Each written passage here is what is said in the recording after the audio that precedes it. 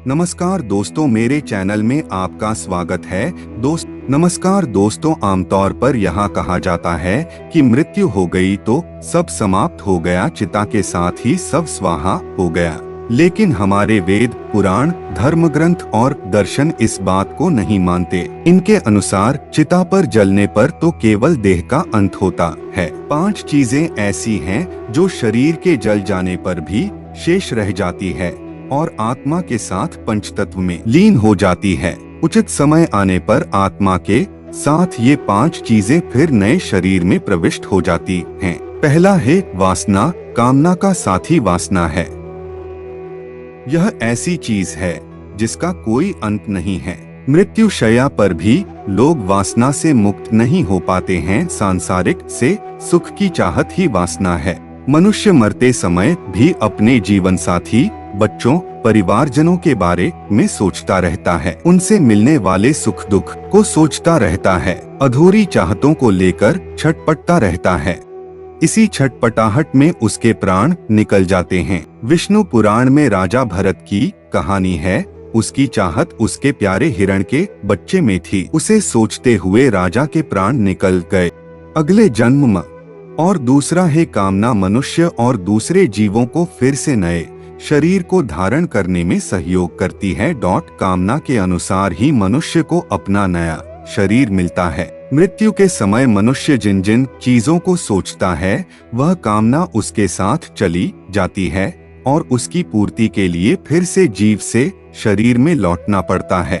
इसलिए धर्म ग्रंथों में कहा गया है कि मृत्यु करीब आने पर सब चीजों की इच्छा त्याग करके ब्रह्मा का ध्यान करना चाहिए। अगर कामना लिए चले गए तो फिर नए शरीर में लौटना पड़ेगा। और तीसरा है कर्म। मनुष्य जीवन भर कर्म करता है, चाहे वह अच्छा हो या बुरा। गीता में कहा गया है कि कोई भी मनुष्य बिना कर्म किए एक पल भी नहीं रह सकता।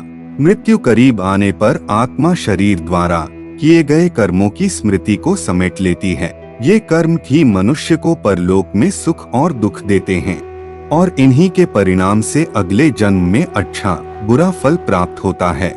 कर्म की गति तो ऐसी है कि 7 जन्मों तक पीछा नहीं छोड़ती है। महाभारत में इसका अच्छा उदाहरण मिलता है। बाणों की शैया पर लेटे हुए भीष्म ने जब श्री कृष्ण से और अब चौथा है कर्ज, किसी से कर्ज लें तो उसे मरने से पहले जरूर चुका देना चाहिए। लिया गया कर्ज और दिया गया कर्ज दोनों ही जन्म जन्मांतर तक पीछा नहीं छोड़ता है।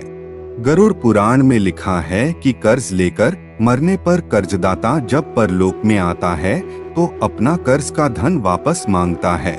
उस समय यम के दूत कर्ज लेकर मरने वाले का मांस काटकर कर्जदाता को देता है, लेकिन कर्ज का बोझ यही नहीं उतरता है।